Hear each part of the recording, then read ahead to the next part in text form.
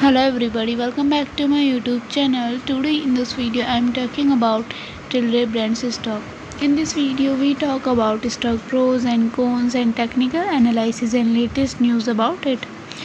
Stock is trading at 1.72 US dollar with 4.88% positive in a day.